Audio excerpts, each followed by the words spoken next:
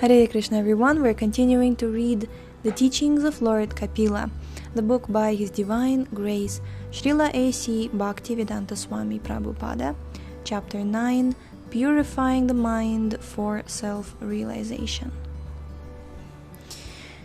Millions of universes emanate from the breathing of the Mahavishnu.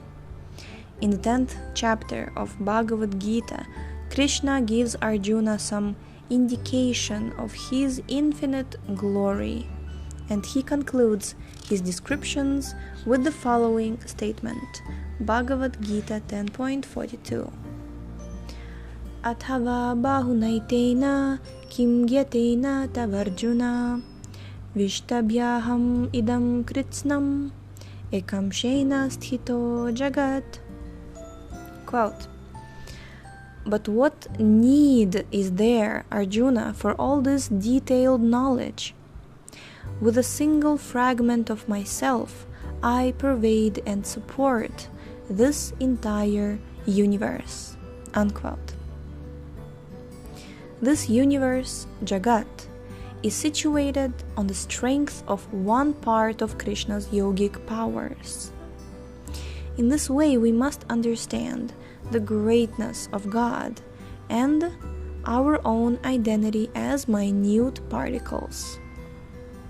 It is stated in the Puranas that the individual soul is 1/10,000th part of the tip of a hair. If we could somehow divide the tip of a hair into 10,000 parts, we might begin to understand how the soul is invisible. Self-realization means knowing our identity as small particles.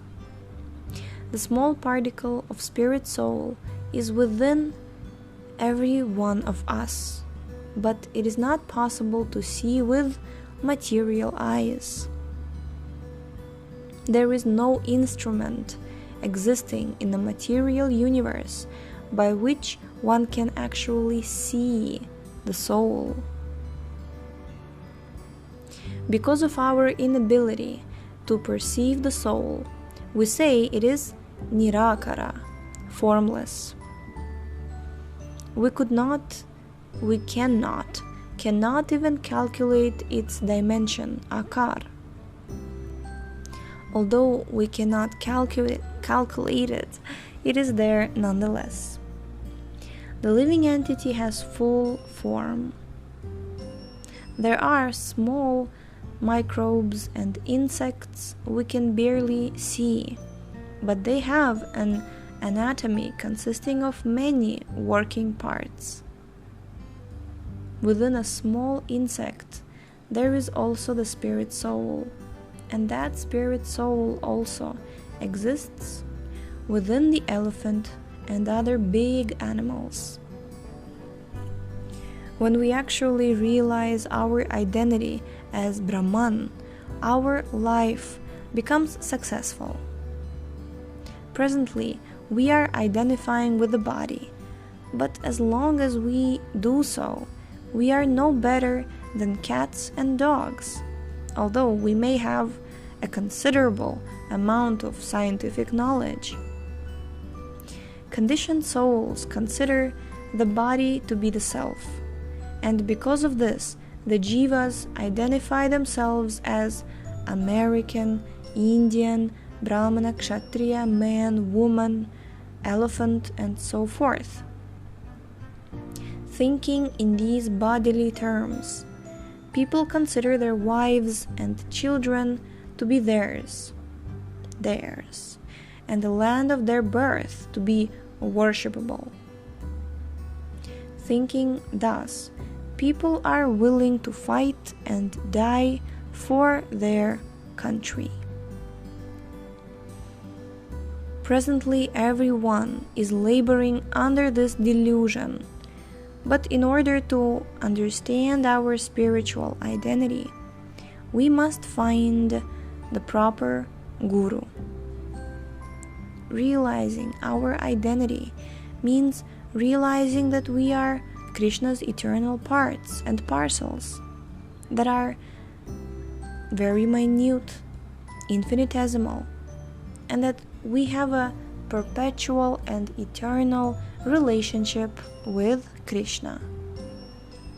Just as a part has its relationship to the whole. At no time can we be as great as Krishna, although we are the same qualitatively. No one is equal to God, and no one is greater than Him. If someone claims to be God, he has to prove that no one is equal to Him and that no one is greater than Him.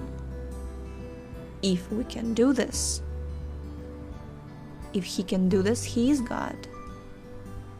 This is a very simple definition. Brahma Samhita 5.1 also verifies this statement. Ishvara Paramah Krishna. The word Ishvara means controller, and the word Param means supreme. We small living entities are controllers to a degree. We can control at times our family members, wives, children, and so forth.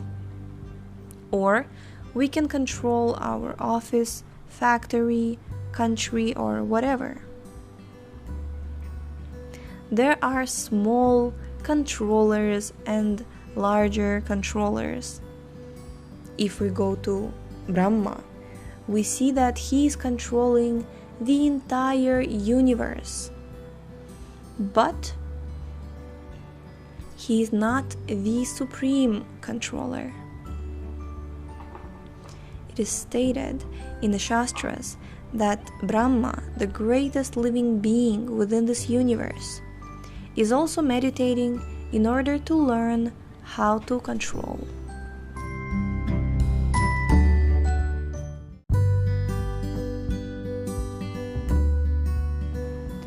Tene Brahma Hridaya Adhikavaye. Srimad-Bhagavatam 1.1.1. First of all, Brahma learned to control the universe. Then he became qualified as Brahma. Although he was born Brahma, he still had to be educated. If he was the first living being in the universe, who educated him? Krishna. Shri Krishna says in Bhagavad Gita 10.2, Ahamadirhi Devanam. Quote, I am the source of all the demigods. Unquote. The original demigods are Brahma, Vishnu, and Shiva. Lord Krishna is Vishnu, but he is the instructor of Brahma and Shiva. Therefore, it is said that Lord Krishna is the source of all the demigods. We should not foolishly claim that we are as great as the Supreme God. We should understand that we are like sparks of the original fire. The spark is also fire, but if it falls from the original fire, it will go out.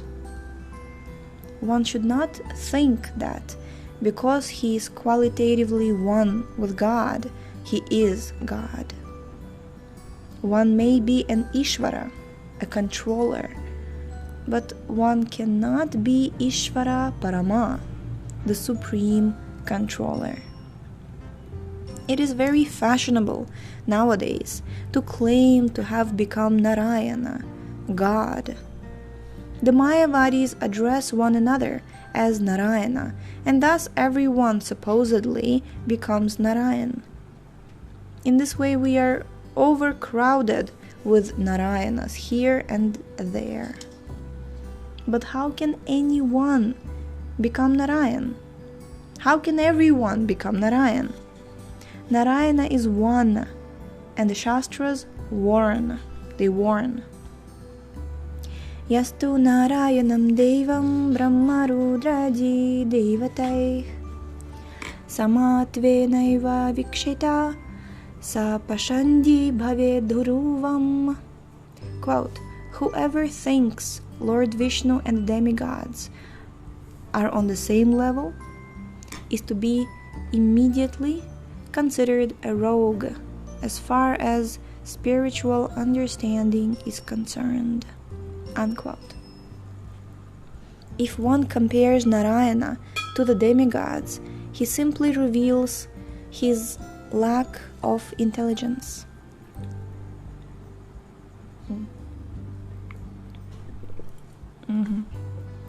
It is also fashionable to speak of Daridra Narayana, poor Narayana, claiming that the poor man in the street is Narayana. But what is this nonsense? Narayana is the exalted, supreme personality of Godhead. Even Shankaracharya says, Narayana paro vyaktad. Narayana is beyond this universe. Avyaktad andasambhava. The entire universe is a product of this avyakta. We should not compare Narayana to anyone. What to speak of the poor man in the street, Daridra? This is all foolishness. Narayan is Lakshmi Pati, the husband and controller of the goddess of fortune. How then can he be Daridra? This is all due to misunderstanding. Therefore, the Shastras warn that if one thinks the demigods are equal to Narayana, one is a Pashandi, an atheist. We should not think that because we have become liberated, we have attained the position of Narayana. By severe austerity and penance, one may elevate himself to the position of Brahman. But this is not the position of Para-Brahman. Aruhya krichrina param padam tataha. Srimad-Bhagavatam 10.2.32. Although one rises to the platform of Brahman, one again falls down to the material platform if he neglects to worship the supreme lotus feet of Krishna. One may rise to the Brahma effulgence, but because there is no shelter there, one will return to the material atmosphere. One may go to Brahmaloka, the highest planet in the material sky, but one's position there is temporary. However, in the Paravyoma, the spiritual sky, there are many spiritual planets called Vaikuntha Loka. There are millions of these gigantic planets, and unless we take shelter of one of them, we will fall down again into the material atmosphere.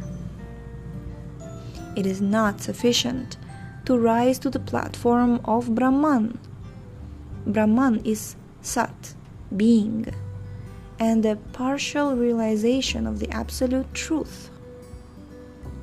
We are actually after Ananda, Sat-Chit Ananda. Chit means knowledge, and that is also partial.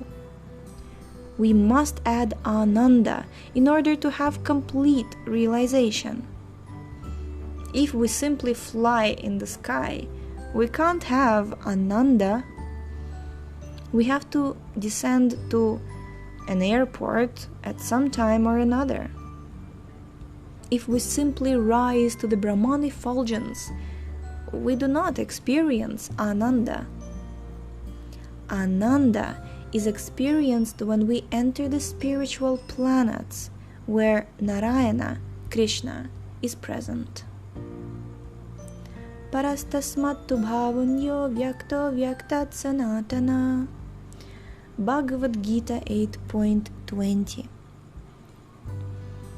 We have to enter the eternal planets and associate with the Supreme Personality of Godhead in order to be happy. If we do not attain this position, we will return to the material world. And how can this position be attained? We simply have to try to understand Krishna. Why does he come?